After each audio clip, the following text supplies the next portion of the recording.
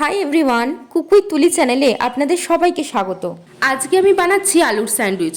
যদিও এটা আলুর স্যান্ডউইচ, তবে খেতে এত ভালো হয়েছিল যে ভাবলাম আপনাদের সাথে রেসিপিটা শেয়ার করি। প্রথমে একটা কড়াতে সাদা তেল দিয়ে তাতে দিয়ে দেবো 1/2 টেবিল চামচ রসুন কুচি আর 1 টেবিল চামচ কাঁচা লঙ্কা কুচি।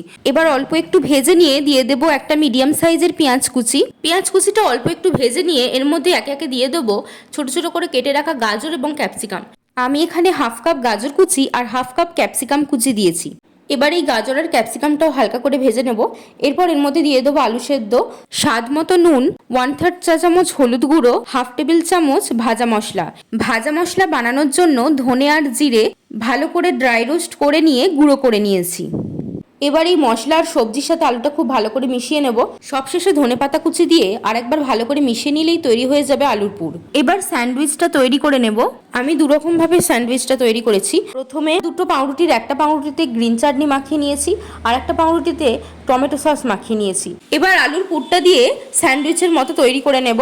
আর একটা স্যান্ডউইচের মেয়োনিজ আর টমেটো সস একসাথে মিক্স করে মাখিয়ে নিয়েছি।